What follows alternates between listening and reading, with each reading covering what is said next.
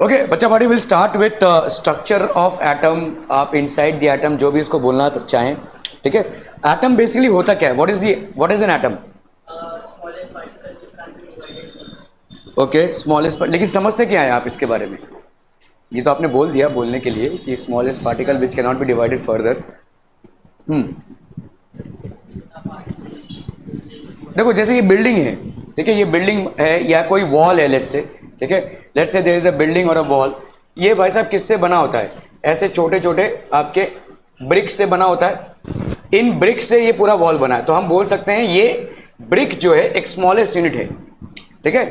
तो ये ब्रिक जो है एक स्मॉलेस्ट यूनिट है इस पूरे वॉल का, ठीक है. इसी तरह से एटम्स हैं जो स्मॉलेस्ट यूनिट है किसी भी एलिमेंट का, ठीक है, स्मॉलेस्ट यूनिट है. Okay so structure of the atom.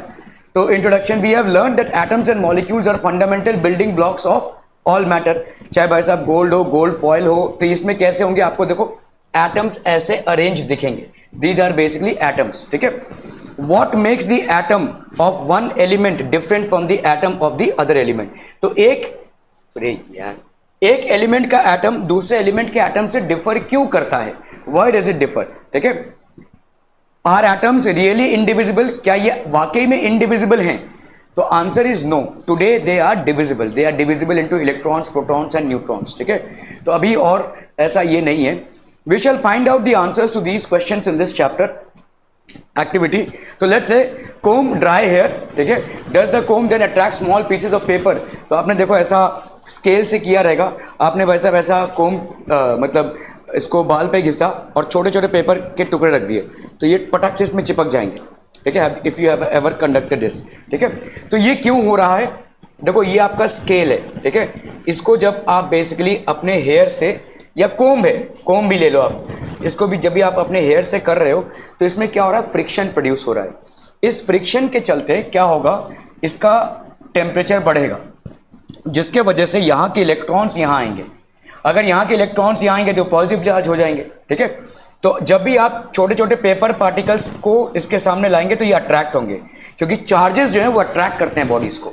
Charges pull bodies towards themselves, ठीक है. तो न्यूट्रल बॉडीज को चार्जेस खींचते हैं. तो यहाँ पे देखो ये चार्जेस हैं, ये खींचेंगे इनको. क्या ये समझ में आ रहा है? एक स्केल लिया आपने, इस स्केल को आपने बालों के ऊपर घिसा, ठीक है. तो इससे क्या हो जाएगा? फ्रिक्शन प्रोड्यूस होगा. जिस फ्रिक्शन से क्या होगा? इससे इलेक्ट्रॉन इसमें जाएगा और ये पॉजिटिवली चार्ज हो जाएगा. जैसे ये पॉजिटिवली चार्ज हो गया, इस स्केल को भाई साहब छोटे छोटे पेपर पीसेस के पास, बड़े बड़े पेपर नहीं, छोटे छोटे पेपर, तो चिपक जाएंगे उसमें, ठीक है. आपने देखा रहेगा जब आप टीवी स्क्रीन पे अपने हाथ को बहुत पास लाते हैं तो आपके रंगोटे खड़े हो जाते हैं वहां पे. क्यों? क्योंकि आपके रंगोटे बहुत हल्के होते हैं और टीवी स्क्रीन पे चार्ज है, बहुत ज़्यादा नहीं लेकिन थोड़ा बहुत है.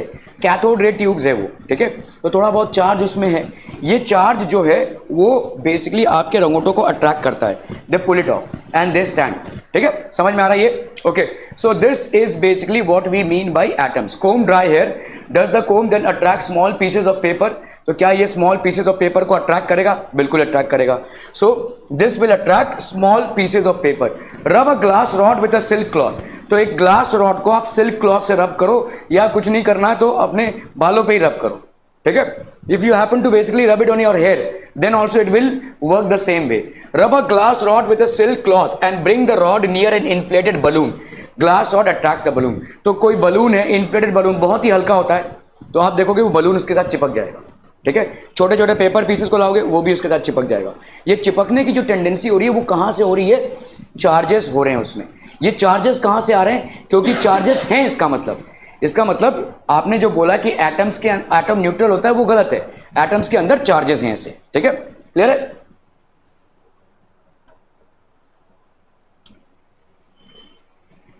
तो let's say this is a glass rod and this is a silk cloth. If you happen to rub this with a silk cloth,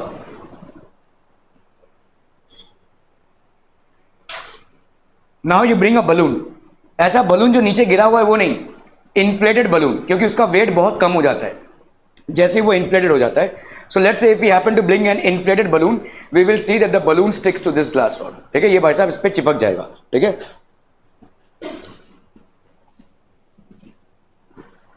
तो यहां पे क्या हुआ भाई साहब कि इसमें जरूर कुछ ना कुछ चार्ज डेवलप हुआ होगा, तभी तो इसने इसको खींचा है, ठीक है.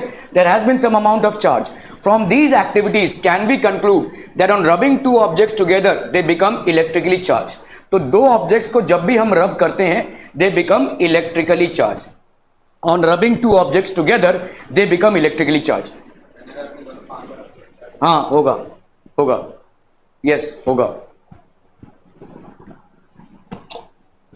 इनका बोलना है कि अगर मैं ऐसे ऐसे कर रहा हूं तो क्या चार्ज होगा. लेकिन यहां पे क्या हो रहा है कि आपके दोनों ही चीज सेम है. मतलब ये हाथ है, ठीक है, इसमें एनर्जी हो रही है तो इसके इलेक्ट्रॉन्स इधर जाएंगे, इसके इलेक्ट्रॉन्स इधर जाएंगे, लेकिन सब इक्वल हो जाएगा क्योंकि दोनों सेम चीज से बने हुए हैं. ठीक है, इसके इलेक्ट्रॉन को, इस हाथ के इलेक्ट्रॉन को लूज करने की टेंडेंसी और इस हाथ के इलेक्ट्रॉन को लूज करने की टेंडेंसी दोनों सेम है. इसीलिए आपको चार्ज नहीं दिखेगा, लेकिन होगा जरूर. ठीक है, होगा जरूर. ठीक है, मतलब ऐसा हम बोलते हैं ना मुनाफा ना घाटा. मैंने 10 रुपए में कोई चीज लाई, उसको 10 रुपए में बेच दिया, तो भाई साहब कुछ मुनाफा भी नहीं हुआ, कुछ घाटा भी नहीं हुआ. ऐसा ही दो हाथों में हो रहा है क्योंकि both are made of the same skin of the same person and hence what you will observe is that no charges develop. क्योंकि जितना गया उतना अभी गया. समझ में आ रहा है ये? लेकिन यही चीज अगर आप देखो, ग्लास रॉड एक अलग चीज है, बलून एक अलग चीज है. ये दोनों अलग, जैसे ग्लास रॉड को आपने सिल्क के साथ रब किया, ठीक है, तो ये दोनों अलग अलग चीजें हैं, तब आपके चार्जेस अलग अलग हो जाएंगे. तो इसमें से जितना इलेक्ट्रॉन्स निकलेगा उसमें से उतना इलेक्ट्रॉन्स आएगा नहीं, तो इसमें से इलेक्ट्रॉन्स निकला ही हुआ है, इसीलिए वो ग्लास रॉड क्या हो गया, पॉजिटिवली चार्ज हो गया. That is the reason the glass rod is positively charge. Are we getting this people? ठीक है, ओके.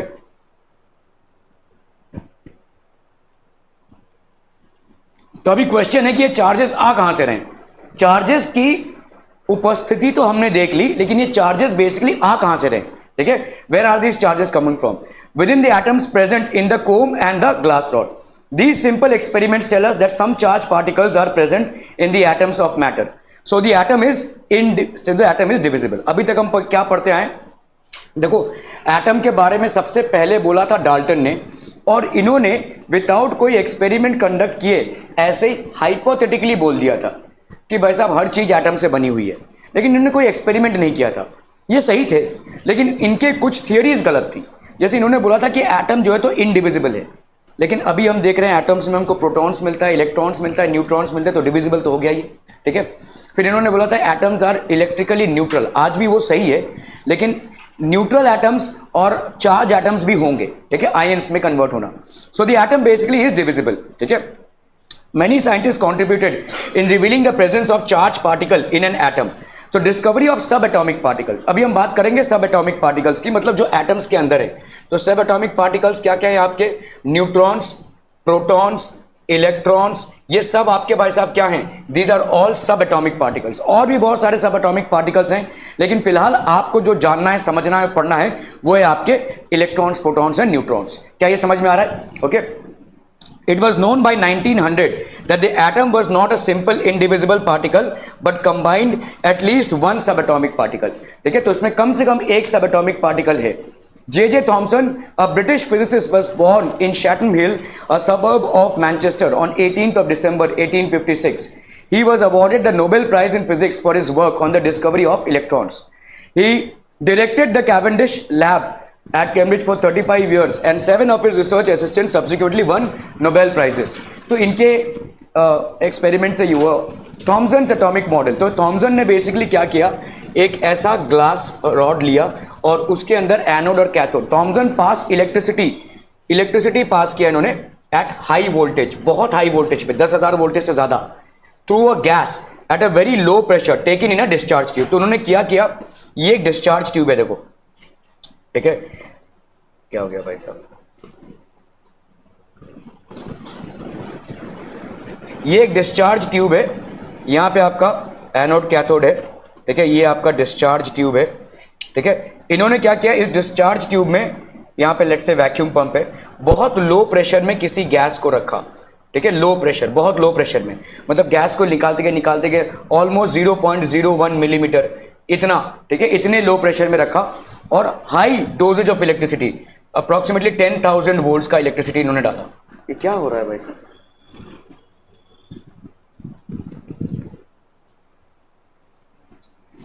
ठीक है, सो 10,000 वोल्ट्स का इलेक्ट्रिसिटी इन्होंने डाला. This was approximately 10,000 volts of electricity. तो जैसे इन्होंने किया तब इनको दिखा कि भाई साहब there was a stream of rays and this stream of rays was known as the cathode rays. ठीक है. So Thomson what he did was he passed electricity at high voltage through a glass at very low pressure taken in a discharge tube. ये बाहर से दिख रहा है. ठीक है, ये एक ऐसा ट्यूब है जो बाहर से दिख रहा है. Streams of minute particles were given out by the cathode. ये से minute particles. These streams of particles were called as cathode rays. तो इनको अपन क्या बोलेंगे भाई साहब? cathode rays, because they came out of the cathode. हाँ, बहुत छोटे छोटे particles, एकदम छोटे छोटे particles जैसे stream rays में गए. These were very minute particles that came from the cathode and hence they were named as cathode rays. देखो, जब भी आप किसी पोटेंशियल में कन्वर्ट करते हो, मतलब इसको आपने कनेक्ट किया हुआ है, तो ऑब्वियसली एक पॉजिटिव चार्ज होगा, एक नेगेटिव चार्ज होगा. नेगेटिव चार्ज वाले प्लेट को हमने क्या बोला है? कैथोड. पॉजिटिव चार्ज वाले प्लेट के कनेक्शन को हमने बोला है anode.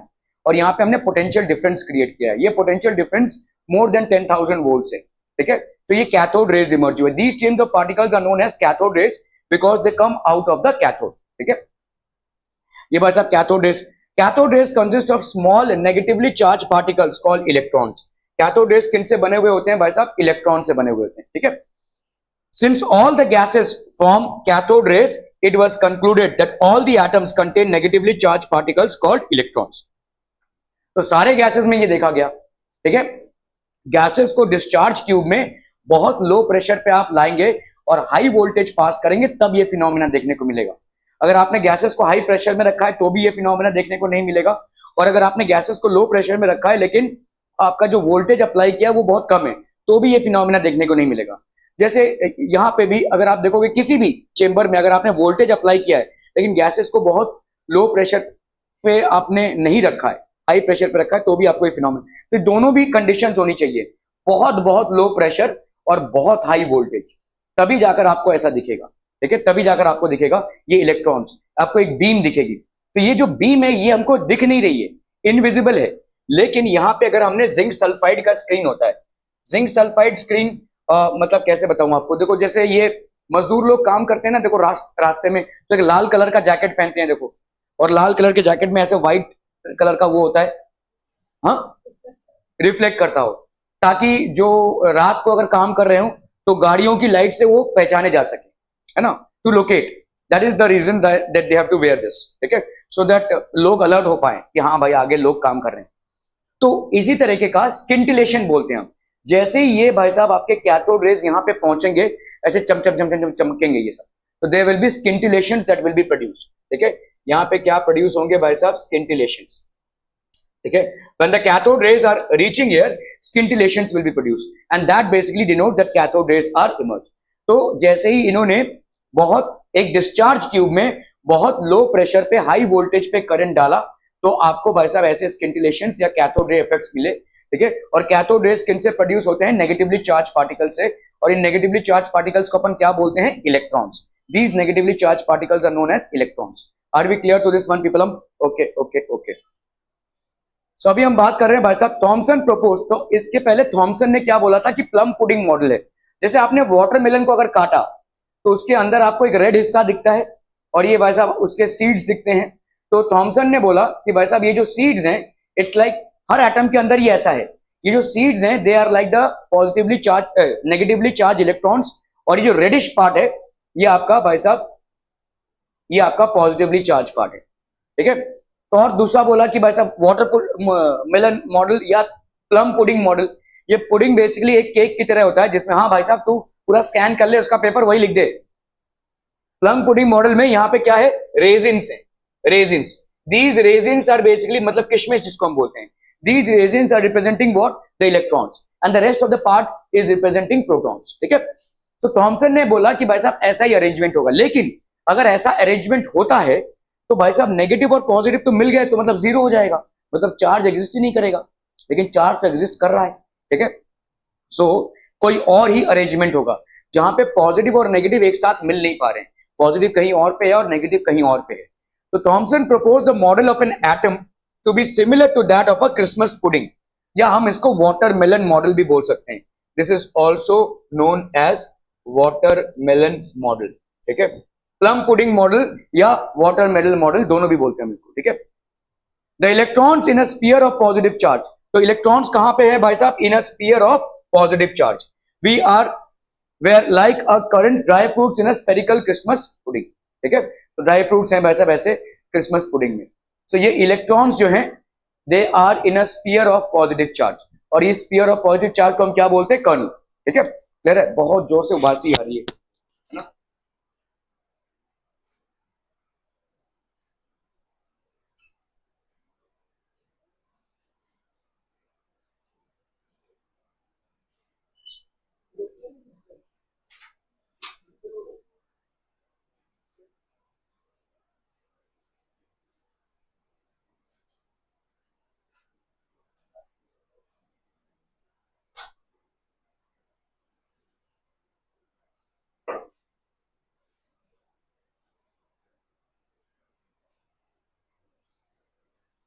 So the electrons in a sphere of positive charge were like currents, that is dry fruits in a spherical Christmas pudding. ठीक है, while the electrons are, जैसे watermelon model है, ठीक है, यहाँ पे electrons are studied in the positively charged sphere like the seeds in a watermelon. तो हम इसको भाई साहब Thomson's model is also known as भाई साहब आपका pudding model plum pudding model और watermelon model. This is also known as watermelon model. ठीक है, ये दोनों नामों से भी जाना जाता है, जहां पे अपन ने ये जो सीड्स हैं या जो किशमिश हैं या जो रेजिन्स हैं, इनको अपन ने मान लिया नेगेटिवली चार्ज और इनको अपन ने मान लिया है positively charge. Are we clear to this one people? समझ में आता हूं? बहुत बहुत बढ़िया। Okay, Thomson proposed that an atom consists of a positively charged sphere and the electrons are embedded in it. तो ये आपका देखो पॉजिटिवली चार्ज स्फीयर है, इट्स लाइक अ वाटरमेलन। एक एटम एक वाटरमेलन के बराबर है, एक पॉजिटिवली चार्ज स्फीयर है और इसमें नेगेटिव चार्ज ऐसे फंसा हुआ है। ठीक है, an atom consist of a positively charge sphere and the electrons are embedded in it. ठीक है, तो आपके इलेक्ट्रॉन्स भाई साहब एम्बेडेड इन इट है। The negative and positive charges are equal in magnitude. तो नेगेटिव चार्जेस और पॉजिटिव चार्जेस भाई साहब इक्वल है मैग्नीट्यूड में। So the atom as a whole is electrically neutral. Atom आपका क्या हो जाएगा भाई साहब? Electrically neutral. Are we clear to this one people? Okay okay okay. No charge. Characteristics of an electron. Mass of an electron. The mass of an electron is about 1 by 1840 of the mass of a proton. Hydrogen atom बोल सकते हैं और proton भी बोल सकते हैं। इसको लिख लीजिए भाई साहब, ऑफ हाइड्रोजन एटम और प्रोटॉन। तो मतलब अपन ये बोल सकते हैं कि mass of an electron is 1 by 1840 into mass of a proton, या अपन बोल सकते हैं mass of a proton is 1840 times the mass of an electron. This is what we can say. लिख लिया भाई साहब? इलेक्ट्रॉन का मास कितना है? ठीक है, 1 by 1840 of the mass of a hydrogen atom. Okay, okay. The mass of an electron is so small that it is considered to be negligible. इतना स्मॉल है इसका मास कि भाई साहब हम इसके अस्तित्व को ही निकाल देते हैं, एग्जिस्ट ही नहीं कर रहा है। वो भी चलेगा। 1/2000 इसलिए दिया हुआ है क्योंकि ज्यादा करके अपन न्यूट्रॉन्स के मास को भी कंसिडर कर लेते हैं। 1/840 इज द एग्जैक्ट आंसर। ठीक है, ये एग्जैक्ट है आपका। Okay, the mass of an electron is so small that it is considered to be negligible. इसको जैसे आपके हाथों पे अगर कोई चींटी चढ़ गई तो मतलब कुछ असर होगा क्या उसका? है ना, मतलब थोड़ी सी गुदगुदी होगी, लेकिन उसके वेट का कोई असर होगा क्या? So you almost ignore its weight. उसका वेट का कोई असर ही नहीं है ना, समझ में आ रहा है? लेकिन किसी ने अपना पैर रख दिया आपके हाथ पे तो भाई साहब उसका असर होगा, है ना। तो इसीलिए इस मास को हम नेग्लिजिबल मानते हैं, वेरी नेग्लिजिबल। ठीक है, okay. Charge of an electron, तो charge of an electron is how much? 1.6 into 10⁻⁻⁻⁹ coulomb. तो एक इलेक्ट्रॉन का चार्ज अपन ऐसे लिखते हैं 1.6 इंटू 10⁻⁻⁻⁹ कूलम। इसको लिख लीजिए, the charge of an electron is 1.6 into 10⁻⁻⁻⁹ Coulomb's.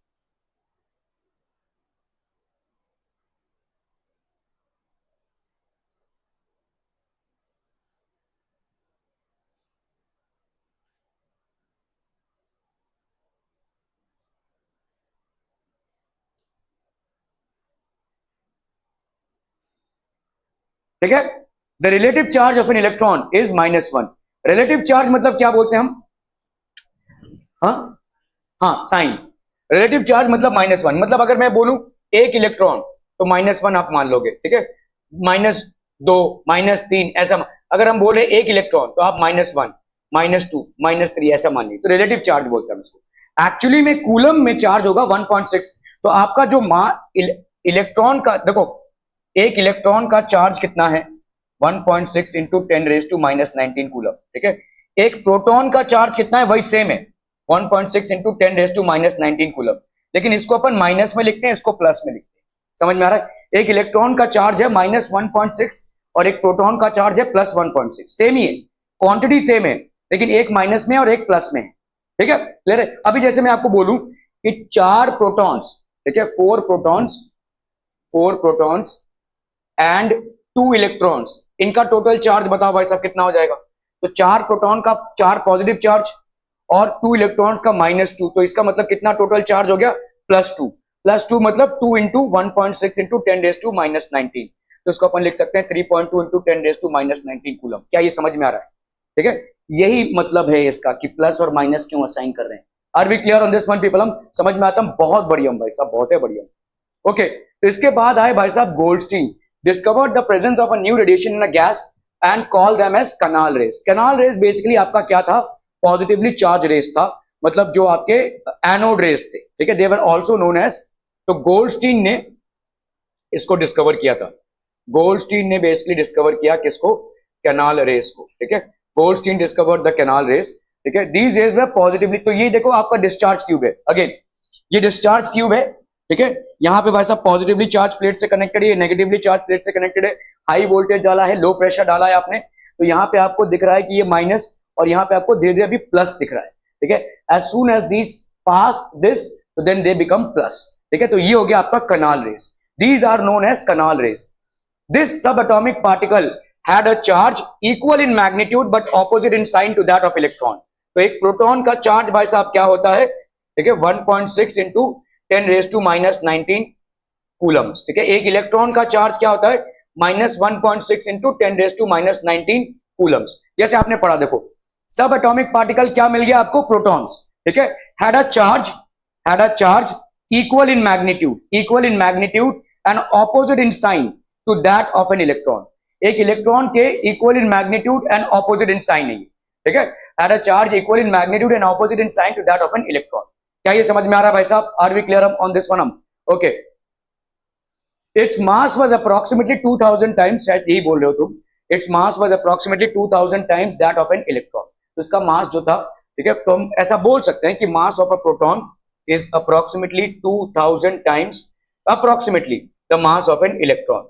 Mass of a proton is 2000 times the mass of an electron, और अपन ऐसा भी बोल सकते हैं mass of an electron is 1/2000 times the mass of a proton. Are we clear on this one people? ठीक है, it was given the name of proton, इसको भाई साहब हमने प्रोटॉन रिप्रेजेंट किया है, which is represented by P। Characteristics of a proton, two important characteristics of a proton are its mass and charge, ठीक है। तो देखो इलेक्ट्रॉन का हमने क्यों नहीं बोला? हमने चार्ज माना, इलेक्ट्रॉन का कैरेक्टरिस्टिक क्या है? Negative charge, and this negative charge is to a tune of 1.6 into 10⁻⁻19 coulombs। लेकिन मास क्यों नहीं? क्योंकि मास नेग्लिजिबल है, लेकिन प्रोटॉन के मास को अपन नेग्लेक्ट नहीं कर सकते, ठीक है। इसीलिए कैरेक्टरिस्टिक ऑफ अ प्रोटॉन में two important characteristics of a proton are its mass and charge. Electron में हम इस मास को नेग्लेक्ट कर सकते हैं, नेग्लिजिबल मास है, इलेक्ट्रॉन का चार्ज ही कंसिडर करते हैं, लेकिन प्रोटॉन का मास और चार्ज दोनों भी कंसिडर करते हैं, ठीक है। तो इसको लिख लीजिए, टू इंपॉर्टेंट कैरेक्टरिस्टिक्स में प्रोटॉन का भाई साहब मास और चार्ज दोनों भी आपका इन्फ्लुएंस होता है।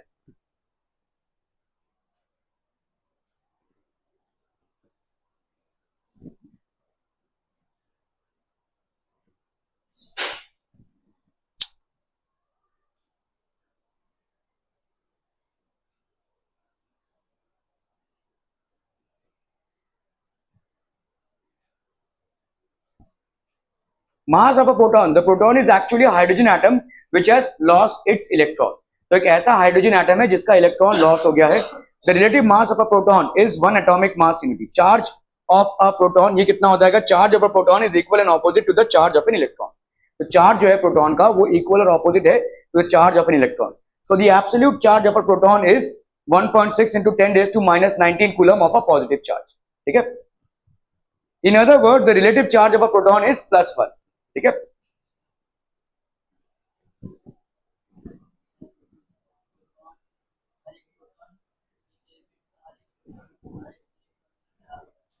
Number of protons and number of electrons are equal for a neutral element.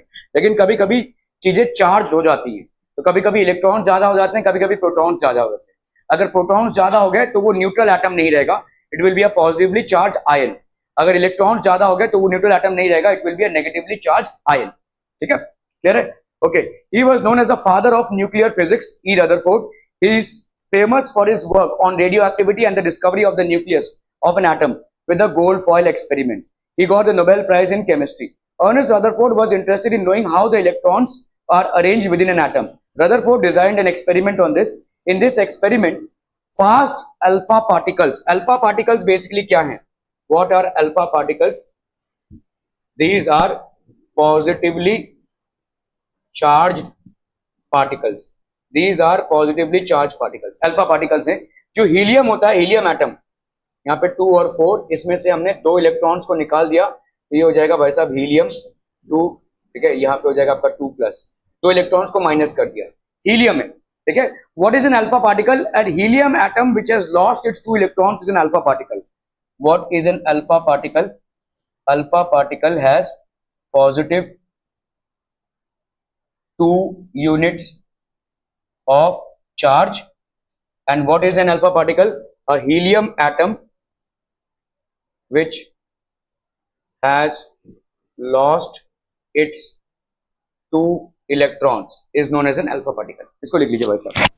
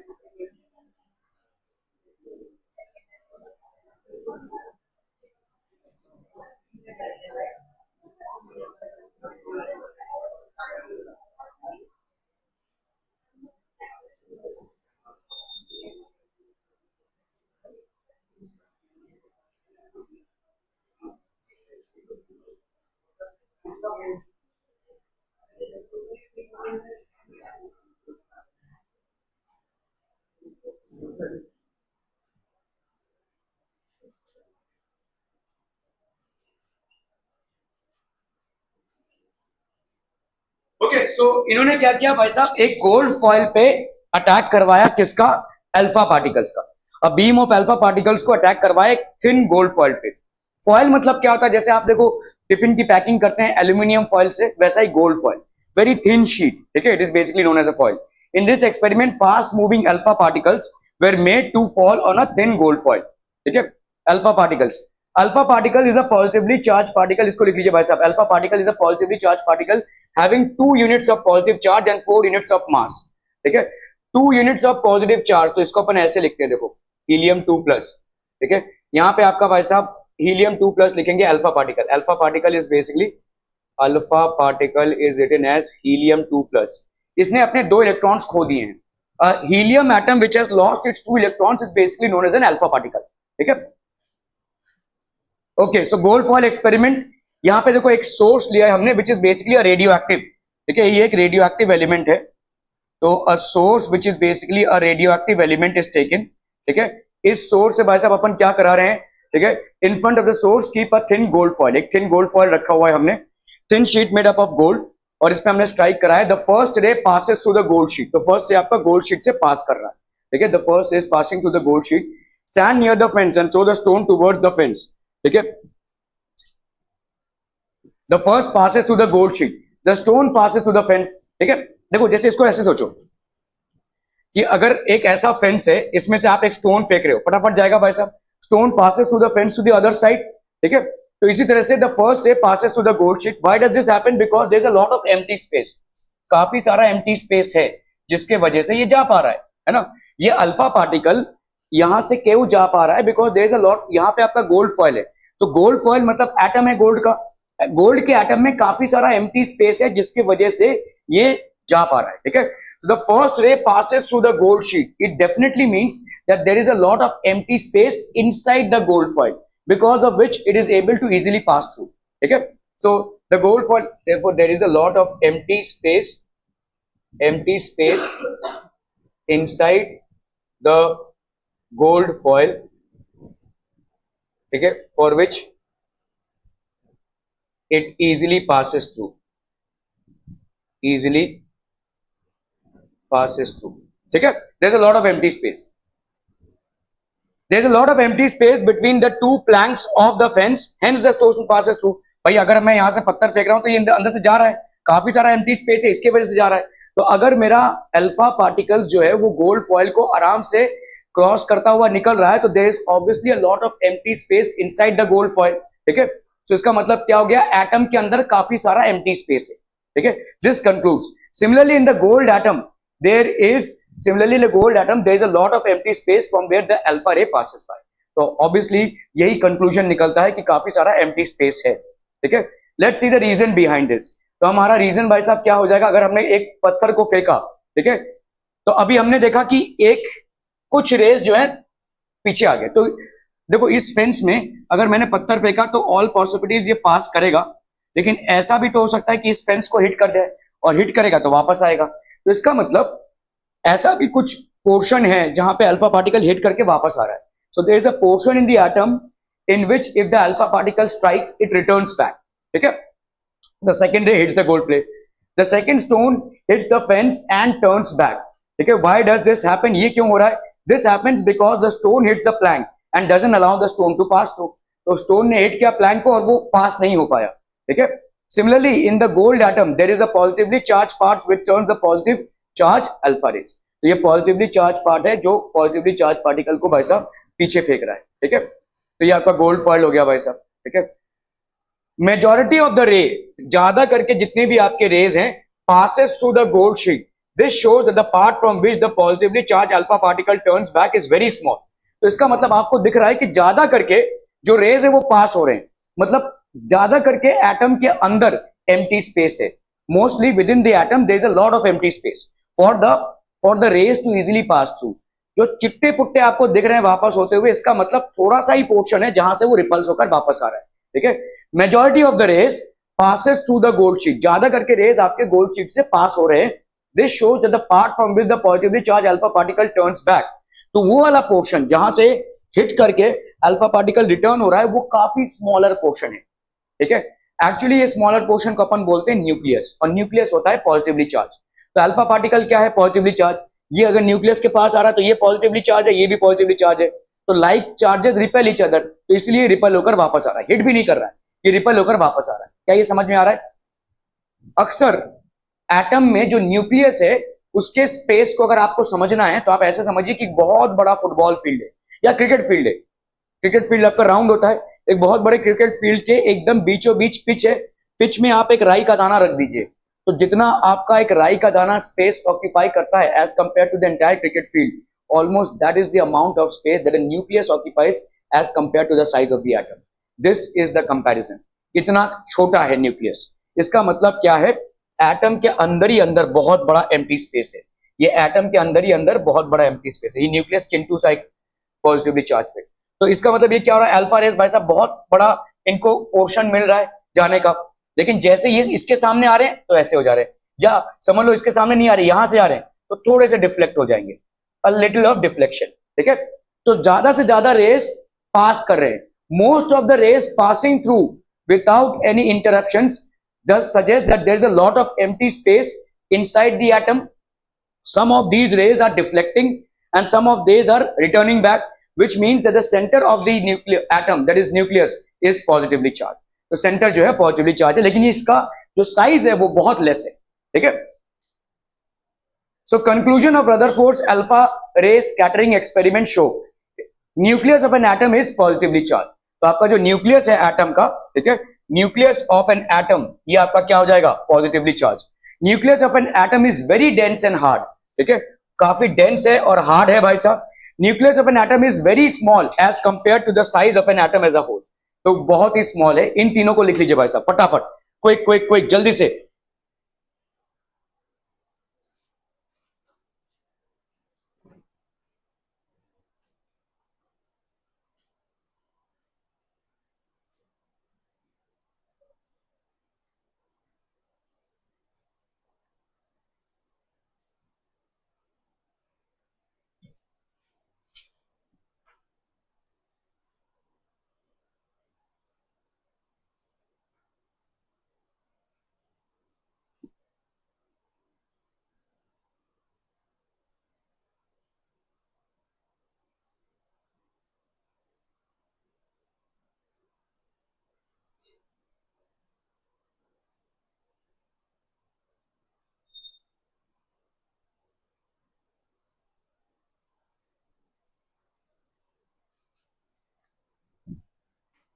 Done हो गया.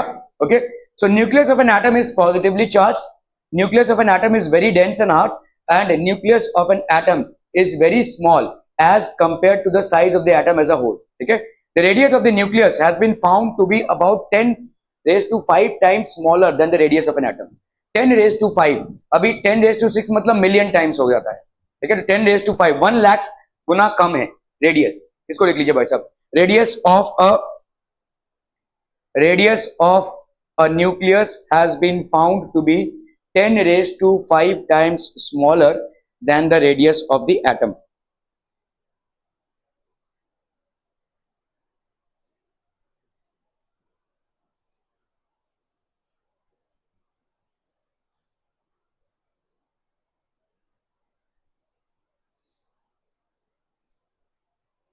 ठीक है, ओके. देखिए ये आपका भाई साहब लेट्स से क्रिकेट ग्राउंड है. ठीक है, इस क्रिकेट ग्राउंड में भाई साहब एक पिच है. The relative size of the nucleus in an atom is रफली the same as that of a pea. एक राई का दाना रख दो या भाई साहब एक मटर का दाना रख दो. ठीक है, एकदम पिच के बीचों बीच, as that of a pea in the middle of a large stadium. एक लार्ज मिडिल, एक मतलब एक क्रिकेट ग्राउंड है लेट्स से, इस पिच के बीचों बीच भाई साहब आपने एक छोटा सा राई का दाना रख दिया या लेट्स से एक मटर का दाना रख दिया, तो उसका जितना साइज होगा ऑलमोस्ट कंपेरेबल होगा to the huge field. That is how less it is. ठीक है, तो nucleus of an atom is so small, very very small, and that is one of the reasons why most of the rays are going through without getting deviated. Drawback क्या था भाई साहब, ये आपका एक ड्रॉबैक है. ये एक्चुअली मैक्स प्लैंक का एक थियरी आया. ठीक है, और मैक्स प्लैंक के थियरी के अनुसार, ठीक है, अ मेजर ड्रॉबैक और defect of Rutherford's model of atom is it did not explain the stability of the atom. ये एटम की स्टेबिलिटी को एक्सप्लेन नहीं कर रहा है. ठीक है, it is not explaining the stability of the atom. मतलब कोई भी चार्ज पार्टिकल, ठीक है, whenever a charge particle moves, जब भी भाई साहब एक चार्ज पार्टिकल मूव करता है, इट रेडिएट्स एनर्जी. ये क्या करेगा भाई साहब, इट रेडिएट्स एनर्जी. और अगर ये एनर्जी रेडिएट करेगा तो एनर्जी का लॉस होगा, और अगर एनर्जी का लॉस होगा तो ये घूमते हुए भाई साहब क्या हो जाएगा, it will fall into the nucleus. अरे भाई साहब तितली है, ऐसे डर रहा है मानो क्या डायनासोर है. Okay, so Max Planck stated that a charge particle, ठीक है, व्हेन इट मूव्स, अगर कोई चार्ज पार्टिकल है, अगर आप उसको मूव करा रहे हैं तो वो एनर्जी रेडिएट करेगा. और अगर एनर्जी रेडिएट करेगा तो भाई साहब ये ऐसे घूम ही नहीं पाएगा. ये न्यूक्लियस है तो ऐसे घूमता हुआ भाई साहब न्यूक्लियस में आकर गिरेगा. ठीक है, सो नेगेटिवली चार्ज इलेक्ट्रॉन, ठीक है, when it moves it will radiate energy and fall into the nucleus. और अगर हर एक इलेक्ट्रॉन ऐसे ही न्यूक्लियस में गिरने लगा तो इसका मतलब तो एटम एग्जिस्ट कर ही नहीं पाएगा. ठीक है, the atom will not be able to exist. Any particle in a circular orbit will undergo acceleration. During acceleration, charged particles would radiate energy. Thus, the revolving electron would lose energy and finally fall into the nucleus. तो ये revolve, हाँ, अरे radiate मतलब loose करना. अभी तो मैंने बोला, देखो अगर ये इलेक्ट्रॉन है, अगर ये घूम रहा है तो ये रेडिएट करेगा, मतलब एनर्जी लूज करेगा. Any charge particle when it moves will radiate energy, it will lose energy. और अगर वो लूज करेगा एनर्जी तो भाई साहब वो अपने आप को सर्कुलर मोशन में रख ही नहीं पाएगा, वो भाई साहब धीरे धीरे धीरे धीरे धीरे धीरे आपका स्पाइरल मोशन होते हुए न्यूक्लियस में फॉल करेगा, so it will not be able. तो आपका ये जो रदरफोर्ड का मॉडल है इसमें ये ड्रॉबैक्स है, जिसको अपन डीमेरिट्स भी बोल सकते हैं, डीमेरिट्स भी बोल सकते हैं, ठीक है। Thus the revolving electron would lose if this were so, the atom would be highly unstable। तो इसका मतलब कोई भी एटम स्टेबल रह ही नहीं सकता, ठीक है। And thus no matter would exist in the form that we know। तो ये आपका मैक्स प्लैंक का थियरी था, और मैक्स प्लैंक की थियरी आज भी सही है। तो इसी पे आपका जो है तो पढ़ाई रुक जाता है, इसके आगे आप नहीं जाते हो, इसके आगे आप हायर क्लासेस में जाते हो जहां पे बोर की थियरी आप पढ़ते हैं, ठीक है। लेकिन आपको ये समझना है कि रदरफोर्ड की थियरी भी पूरी पूरी सही नहीं है, ठीक है। रदरफोर्ड ऑलमोस्ट 90% डीकोड कर चुके थे एक एटम को, 90 क्या 95%, कि भाई साहब ये एटम है, इसके अंदर एक टुन्नू सा पार्ट है जिसका हम न्यूक्लियस बोलते हैं, ज्यादा करके एम्प्टी स्पेस है, इलेक्ट्रॉन्स भाई साहब घूम रहे हैं और ये आपके इसीलिए अल्फा रेज जा पा रहे हैं, which was all correct, but he was not able to explain as to why the electrons will not lose their energy. क्योंकि कोई भी चार्ज पार्टिकल, चाहे वो प्रोटॉन हो चाहे इलेक्ट्रॉन हो, जब वो भाई साहब मूव होता है, चाहे वो स्ट्रेट लाइन मोशन हो चाहे वो घूमता हुआ मोशन हो, when it starts moving it starts radiating energy, and when it radiates energy it loses energy। अगर एनर्जी लूज करेगा तो उसके लिए सर्कुलर मोशन को बरकरार रखना नेक्स्ट टू इम्पॉसिबल हो जाएगा, it will fall into the nucleus, ठीक है, समझ में आ रहा है। तो अगर वो न्यूक्लियस में हर एक इलेक्ट्रॉन ऐसे न्यूक्लियस में अगर गिरने लगा तो the nucleus will not be able to stay stable, nucleus भाई साहब स्टेबल एग्जिस्ट कर ही नहीं सकता है, ठीक है। So this was what was explain. क्या ये समझ में आ रहा है भाई साहब? Okay. But we know that the atoms are quite stable. In order to explain the stability of an atom and overcome the objection against Rutherford's model of atom, Niels Bohr gave a new arrangement of electrons।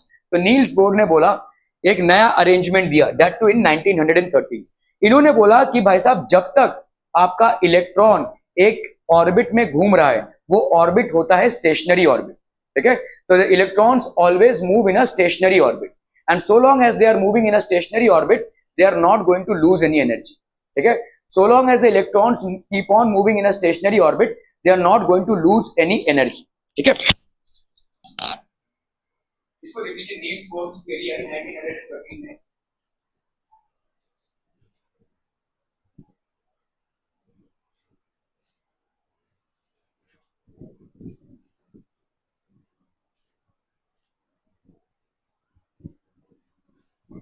So according to Niels Bohr's theory, ठीक है, आपका जो atom है तो इसमें इन्होंने बोला कि जब तक एटम एक स्टेशनरी ऑर्बिट में घूम रहा है, जब तक एटम आपका भाई साहब एक स्टेशनरी ऑर्बिट में घूम रहा है, it's not going to lose its energy, ठीक है। इसके पहले मैक्स प्लैंक ने क्या बोला भाई साहब कि कोई भी चार्ज पार्टिकल अगर घूमेगा या मूव भी करे तो अपना रेडिएट एनर्जी करेगा और एनर्जी लूज होगी। लेकिन इससे क्या प्रूव होता है? नील्स बोर ने बोला कि भाई साहब जब तक स्टेशनरी ऑर्बिट है, मतलब फिक्स्ड ऑर्बिट है, Niels Bohr explain the stability of the atom. So Niels Bohr basically state, और इनको इसके लिए नोबेल प्राइज भी मिला, he got the Nobel prize for his work on the structure of atom in 1922। Among the Professor Bohr's numerous writings, 3 appearing books are, okay, The Theory of Spectra and Atomic Constitution, Atomic Theory, and The Description of Nature।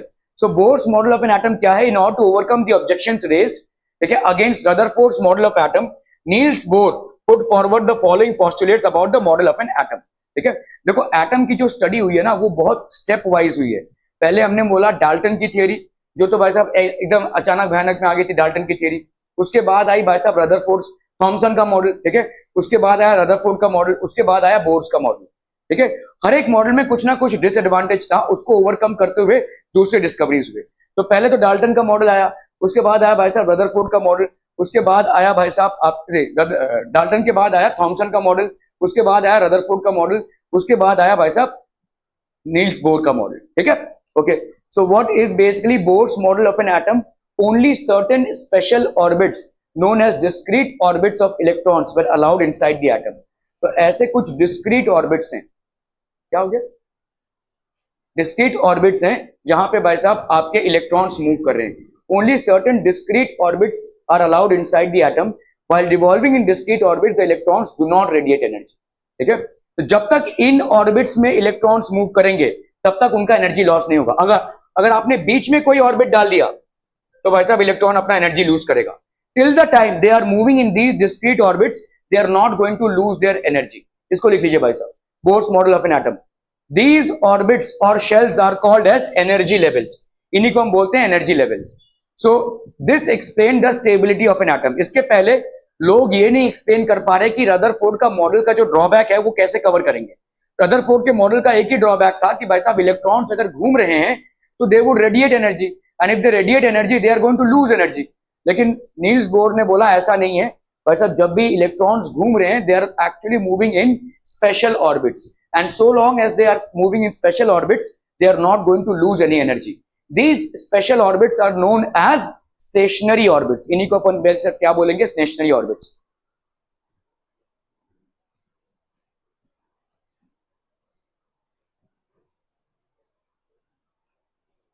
क्या हो गया?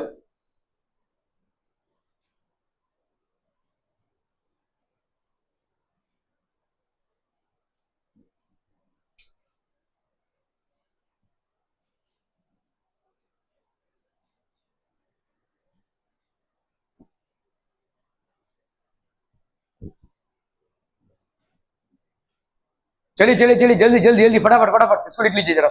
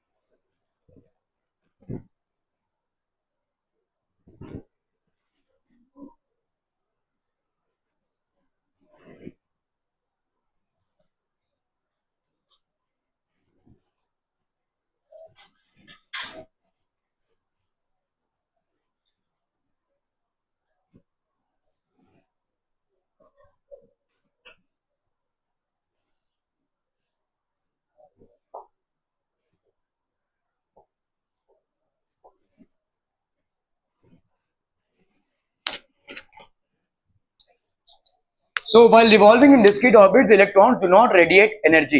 These orbits or shells represented by the letters K, L, M और N. तो अगर आप पहला वाला, ठीक है, तो अगर आप पहला वाला ऑर्बिट ले रहे होंगे, it is represented bye K, second वाला ऑर्बिट L, थर्ड वाला ऑर्बिट M, फोर्थ वाला orbit N, and so on and so fourth. K, L, M, N ऐसा चलता जाएगा वैसे 1 2 3 4 and so on and so fourth, ठीक है, okay. So there is a limit to the number of electrons which is energy level that is it can hold. तो हर एक orbit में आप कितने मैक्सिमम इलेक्ट्रॉन्स होल्ड कर सकते हो, this is given by the formula 2n का square. तो लेट्स से आपका फर्स्ट ऑर्बिट है n is equal to 1 which is basically k orbit, तो इसमें मैक्सिमम नंबर ऑफ इलेक्ट्रॉन्स कितने हो जाएंगे, 2 into 1 का स्क्वायर दैट इज 2। मतलब यहाँ पे आप एक इलेक्ट्रॉन भी होल्ड कर सकते हो लेकिन इसकी मैक्सिमम कैपेसिटी कितनी है, 2। तो पहला जो ऑर्बिट होगा, ठीक है, ये आपका बेसिकली एटम हो गया, इसमें आपके प्रोटॉन्स और न्यूट्रॉन्स है, तो पहला ऑर्बिट हो गया ये दिस, इसमें भाई साहब आपके 2 इलेक्ट्रॉन्स मैक्सिमम होंगे, 2 इलेक्ट्रॉन्स द मैक्सिमम, ठीक है, क्लियर है। दूसरे ऑर्बिट में क्या हो जाएगा, n इज इक्वल टू 2, मतलब यहाँ पे आपका this will B basically l, तो यहाँ पे 2 into 2 का स्क्वायर 4 2 8, तो इसकी मैक्सिमम कैपेसिटी कितनी हो जाएगी, the maximum capacity of the second orbit is going to be 8 electrons.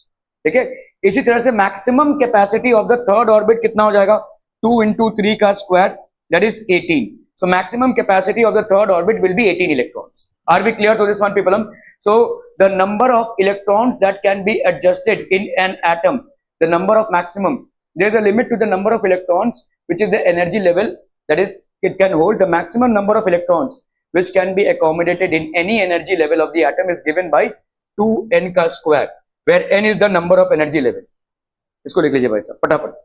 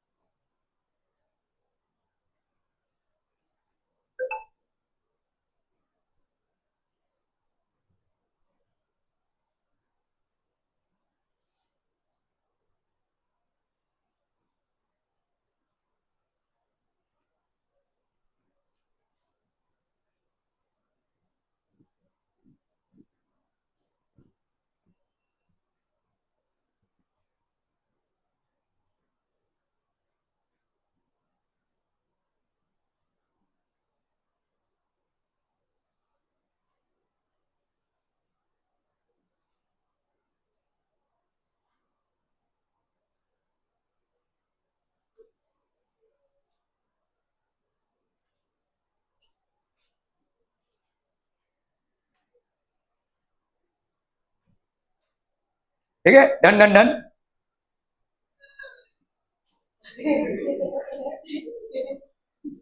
के शेल का कितना हो जाएगा, 2 into 1 का square that is 2, L shell का 2 into 2 का स्क्वायर 8, 2 into 3 का स्क्वायर दैट इज 18। कौन है ये, अभी भी खड़ा है?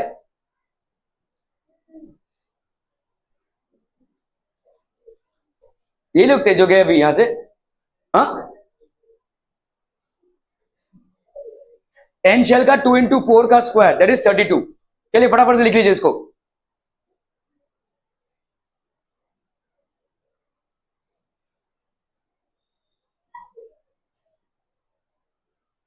यही थे।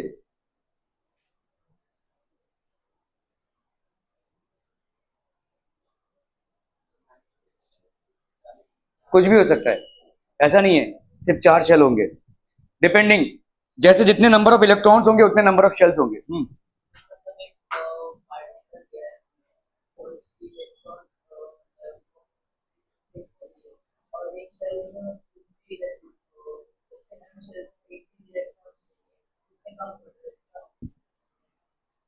एम शेल में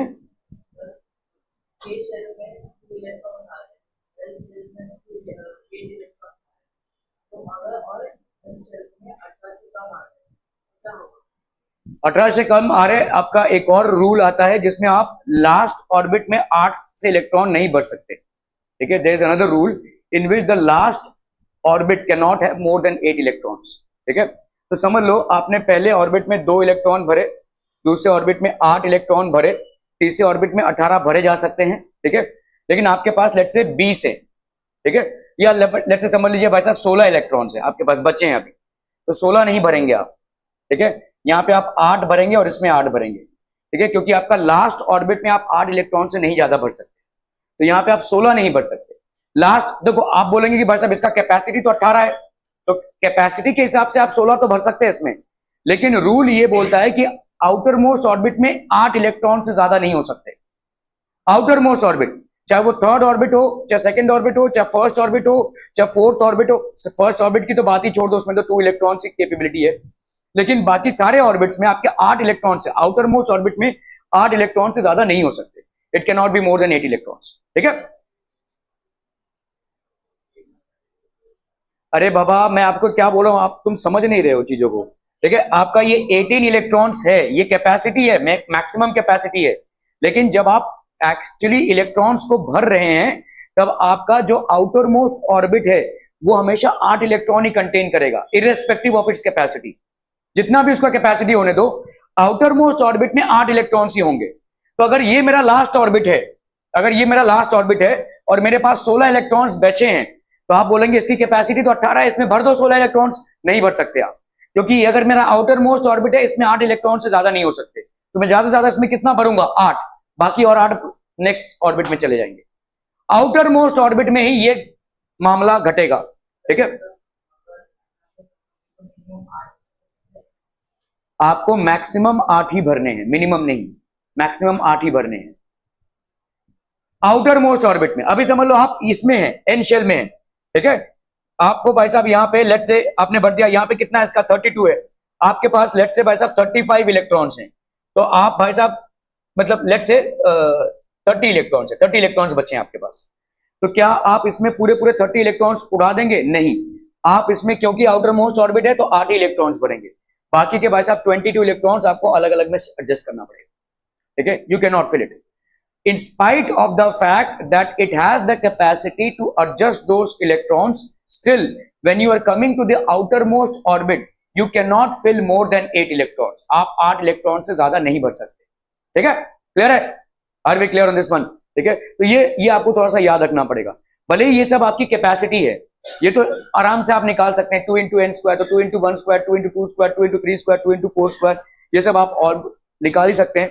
2, 8, 18, 32 ये सब आप आराम से निकाल सकते हैं, ठीक है। But this would not be the final amount. अगर इनमें से कोई भी आपका आउटर मोस्ट ऑर्बिट हो गया, इसको तो छोड़ ही दो, इसकी तो कैपेसिटी 2 की है, तो इसमें तो 8 की बात ही नहीं आती, लेकिन बाकी सब में आप 8 इलेक्ट्रॉन से ज्यादा नहीं भर सकते अगर वो आउटर मोस्ट ऑर्बिट हो जाते हैं, ठीक है। क्लियर है? ये लिख लिया भाई साहब आप लोगों ने? Okay okay okay. So hydrogen atom का देख लो भाई साहब, यहां पे क्या है, एटॉमिक नंबर है 1, डिस्ट्रीब्यूशन ऑफ इलेक्ट्रॉन्स भाई साहब 1 हो गया। हीलियम का क्या है भाई साहब 2, तो आपके 2 इलेक्ट्रॉन्स हो गए डिस्ट्रीब्यूट, है ना। इसके आउटर मोस्ट ऑर्बिट में 2 इलेक्ट्रॉन्स आ गए भाई साहब, ओके। इसके बाद आते हैं हम लिथियम में, इसका एटॉमिक नंबर है 3, तो इसका फर्स्ट में कितना कैपेसिटी है 2, आपने भर दिया। सेकंड की कैपेसिटी कितनी है, 8, जिसमें आप 1 इलेक्ट्रॉन भर रहे हैं, भर सकते हैं भाई साहब, ठीक है, ओके। इसके बाद आएगा भाई साहब आपका, तो यहाँ पे देखो कैसा हो जाएगा, ये न्यूक्लियस है, इसमें 2 इलेक्ट्रॉन और इसमें 1 इलेक्ट्रॉन, लिथियम हो गया, ठीक है, okay. Then we have beryllium, इसमें भाई साहब कितना हो जाएगा 2 और 2 4, तो पहले ऑर्बिट में 2 इलेक्ट्रॉन्स और दूसरे ऑर्बिट में 2 इलेक्ट्रॉन्स। बोरॉन भाई साहब पहले ऑर्बिट में 2 इलेक्ट्रॉन्स और दूसरे ऑर्बिट में 3 इलेक्ट्रॉन्स, ठीक है। देन वी हैव कार्बन, पहले ऑर्बिट में 2 इलेक्ट्रॉन्स और दूसरे ऑर्बिट में 4 इलेक्ट्रॉन्स, ठीक है। देन वी हैव नाइट्रोजन, पहले ऑर्बिट में 2 इलेक्ट्रॉन्स और दूसरे ऑर्बिट में 5 इलेक्ट्रॉन्स, ठीक है। इसके बाद आ गया आपका ऑक्सीजन, पहले ऑर्बिट में 2 इलेक्ट्रॉन्स और दूसरे ऑर्बिट में 6 इलेक्ट्रॉन्स। ये सारे जो सेकंड ऑर्बिट वाले इलेक्ट्रॉन्स आपको दिख रहे हैं, are they lesser than 8? Yes they are, ठीक है, they are all lesser than 8, okay. Fluorine है भाई साहब, देखो 9 इलेक्ट्रॉन्स है टोटल, तो पहले ऑर्बिट में 2 और दूसरे ऑर्बिट में 7, भर सकते हैं 8 इलेक्ट्रॉन्स, ओके। नियॉन में भाई साहब क्या हो जाएगा, पहले ऑर्बिट में 2 और दूसरे ऑर्बिट में 8। क्या ये यहां तक समझ में आ रहा है? ओके। अभी हम देखेंगे कि भाई साहब आपके दूसरे ऑर्बिट की कैपेसिटी कितनी होती है, 8, और अभी आप क्रॉस कर चुके हैं, ठीक है, you are filled. Now comes sodium, तो सोडियम में क्या हो जाएगा, 11 इलेक्ट्रॉन्स हैं, देखो 11 इलेक्ट्रॉन्स में डिस्ट्रीब्यूशन क्या होगा, पहले में 2, उसके बाद 8 और तीसरे में 1, तो 2 in the first orbit, 8 in the second orbit and 1 is the last orbit, 2 8 1 हो गया ये, ठीक है, okay. Then we have magnesium 2 8 2, ठीक है। Then we have basically aluminium 2 8 3, 13 है ना भाई साहब, 2 8 और 3। फिर we have silicon 2 8 4, phosphorus 2 8 5, sulphur 2 8 6, chlorine 2 8 7 and argon 2 8 8, ठीक है। अभी आप देखो इसकी कैपेसिटी कितनी है, नहीं, थर्ड ऑर्बिट की कैपेसिटी कितनी है, 18, 2 इंटू 3 का स्क्वायर ना भाई साहब, 2 इंटू एन स्क्वायर होता है, तो 9 2 कितना हो गया 18, तो थर्ड ऑर्बिट की कैपेसिटी कितनी है 18। आप यहां पे आराम से 8 तक भर सकते हैं।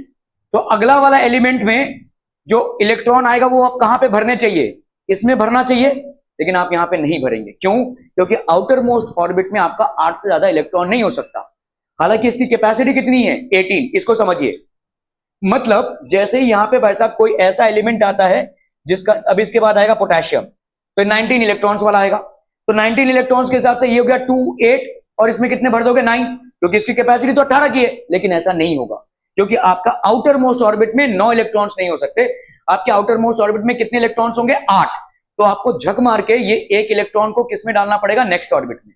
क्या ये समझ में आ रहा है? आउटर मोस्ट ऑर्बिट में 8 से ज्यादा इलेक्ट्रॉन्स नहीं हो सकते हैं, इररिस्पेक्टिव ऑफ द कैपेसिटी, वहां पे आप कैपेसिटी को नहीं देखेंगे। क्या ये समझ में आ रहा है? ठीक है, आइडियली क्या होना चाहिए 2 8 और ये 9 होना चाहिए, लेकिन ऐसा नहीं होगा, क्योंकि इसकी कैपेसिटी तो है 18 इलेक्ट्रॉन्स की कैपेसिटी है, तो यहाँ पे उल्टा हो जाएगा 2881 हो जाएगा बस, दिस विल बी, क्योंकि ये आउटर मोस्ट ऑर्बिट बन रहा है और आउटर मोस्ट ऑर्बिट में 8 से ज्यादा इलेक्ट्रॉन्स नहीं हो सकते, तो 8 यहाँ पे एडजस्ट किया, एक इलेक्ट्रॉन कहां जाएगा, नेक्स्ट ऑर्बिट। ठीक है, समझ में आ रहा है ये, this is how you are going to fill the electrons. In general, a neutron is represented as n. The mass of an atom is therefore given by the sum of the masses of the protons and the neutrons. So mass of an atom is basically what? So Chadwick was born in Burlington and he basically discovered the neutron. Neutron एक uncharged particle है, एक atom में भाई साहब uncharged particle को अपन क्या बोलते हैं, न्यूट्रॉन। इसका कोई चार्ज नहीं होता है। Protons are positively charge, electrons are negatively charge and neutrons are uncharge particles. ठीक है, मास ऑफ न्यूट्रॉन, तो आपका mass of neutron, the mass of neutron is equal to the mass of a proton, the relative mass. तो आप ये ध्यान में रखो कि mass of neutron is equal to mass of proton. Mass of neutron और मास ऑफ प्रोटॉन क्या हो जाएगा, बराबर। ठीक है, क्लियर है भाई साहब, are we clear?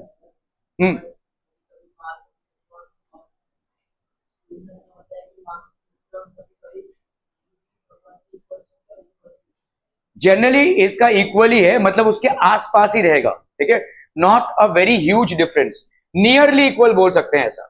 Mass of neutron is nearly equal to mass of proton, ऐसा बोल सकते हैं, ऊपर नीचे थोड़ा रहेगा। ठीक है, लेकिन आपका mass of proton is almost 2000 times the mass of electron. ठीक है, तो mass of a neutron, charge of neutron, neutron has no charge, it is electrically neutral. इसको लिख लीजिए भाई साहब। ठीक है, mass of proton is almost equal to mass of neutron, ये लिख लीजिए, और ये वाला भी लिख लीजिए भाई साहब। And electron, neutron has got no charge, it is electrically neutral. ये भाई साहब इलेक्ट्रिकली न्यूट्रल होगा।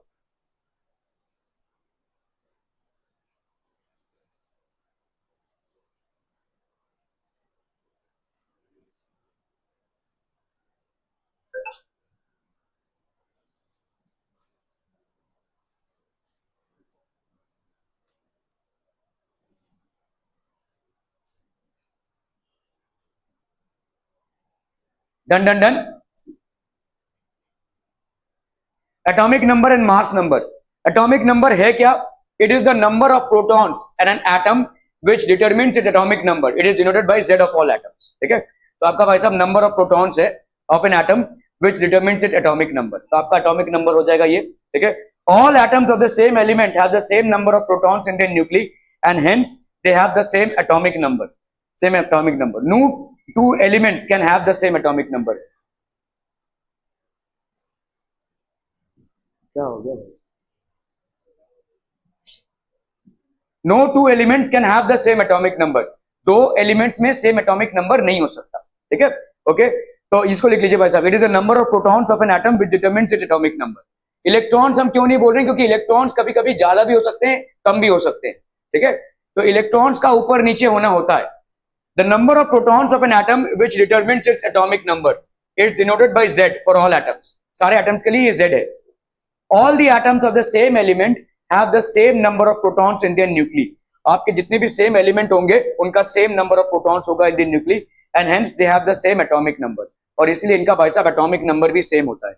No two elements can have the same atomic number, दो elements में atomic number same नहीं हो सकता।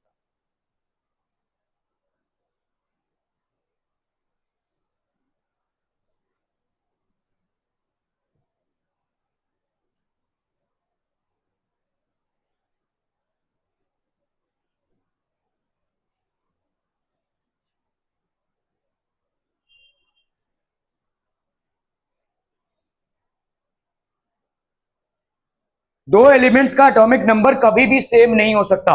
ठीक है, number of protons is the number of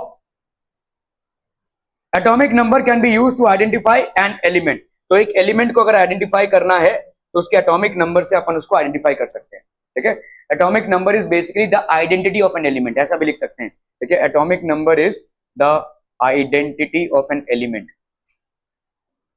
एक एलिमेंट का भाई साहब वो ब्लूप्रिंट है, हम बोल सकते हैं। ठीक है, फिंगरप्रिंट है। अभी देखो जैसे यहां पे atomic number of carbon is 6।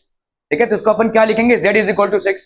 तो नंबर ऑफ प्रोटॉन्स कितने हो जाएंगे, 6, और नंबर ऑफ इलेक्ट्रॉन्स कितने हो जाएंगे, वो भी 6 होंगे। तो अगर मैं इलेक्ट्रॉनिक अरेंजमेंट आपसे पूछूं तो कितना हो जाएगा, बोलो। आपका ये कार्बन है, इस एटम के अंदर 6 प्रोटॉन्स हैं, न्यूट्रॉन्स की बात में करेंगे तो यहाँ पे पहले ऑर्बिट में कितने इलेक्ट्रॉन्स हो जाएंगे 2 और दूसरे ऑर्बिट में 4 एडजस्ट हो सकते हैं, ऑब्वियसली एडजस्ट हो सकते हैं, सो 2 and 4। ठीक है, क्लियर है। हालांकि अगर आप देखोगे कार्बन का वैसा 6 न्यूट्रॉन्स होता है तो वो हम बाद में देखेंगे। Atomic number is basically this, तो ये हो गया आपका Z. No other element would have the atomic number 6, किसी और एलिमेंट का एटॉमिक नंबर 6 हो ही नहीं सकता। समझ में आ रहा है भाई साहब, ओनली कार्बन का ही होगा। तो जो किसी का भी एटॉमिक नंबर होता है वही उसका भाई साहब फिंगरप्रिंट हो जाता है, दैट्स द आइडेंटिटी। ठीक है, इन अ नॉर्मल एटम और neutral atom the number of protons is equal to the number of electrons in it. किसी में भी नंबर ऑफ प्रोटॉन्स जो है वो नंबर ऑफ इलेक्ट्रॉन्स के बराबर होते हैं।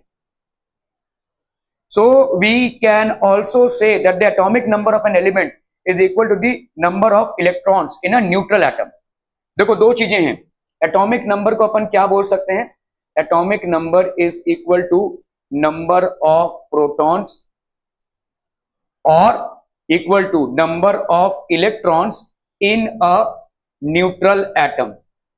ठीक है, नंबर ऑफ प्रोटॉन्स और number of electrons in a neutral atom, इसको लिख लीजिए भाई साहब। Atomic number is equal to number of protons in an atom, number of protons in any atom और number of electrons in a neutral atom. In a neutral atom, जो atom भाई साहब आपका न्यूट्रल हो, आयन में ना हो। ठीक है,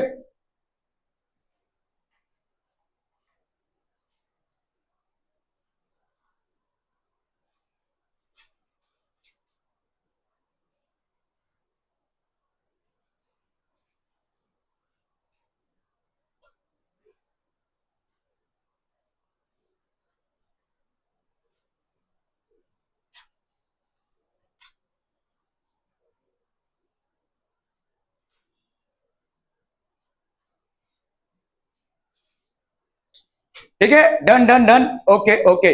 मास नंबर क्या होता है, mass number of an atom is practically due to protons and neutrons.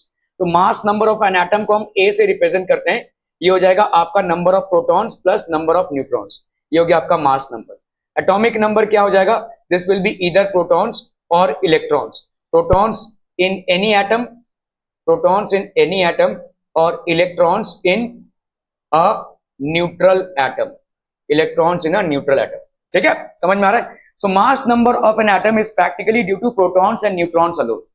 Mass number भाई साहब प्रोटॉन्स और न्यूट्रॉन्स से ही होता है। क्लियर है भाई साहब, are we clear. They are present in the nucleus of the atom. तो एक न्यूक्लियस के अंदर भाई साहब आपके प्रोटॉन्स और न्यूट्रॉन्स होते हैं, हेंस प्रोटॉन्स और neutrons are also known as nucleons. तो प्रोटॉन्स और न्यूट्रॉन्स को अपन क्या बोलते हैं, protons and neutrons are also known as nucleons. चलिए भाई साहब इसको लिख लीजिए फटाफट फटाफट, protons and neutrons are also known as nucleons. तो एक न्यूक्लियस के अंदर, एटम के अंदर होता है भाई साहब न्यूक्लियस, इस न्यूक्लियस के अंदर क्या होते हैं, न्यूक्लियॉन्स। और ये न्यूक्लियॉन्स बेसिकली क्या होते हैं, प्रोटॉन्स एंड न्यूट्रॉन्स।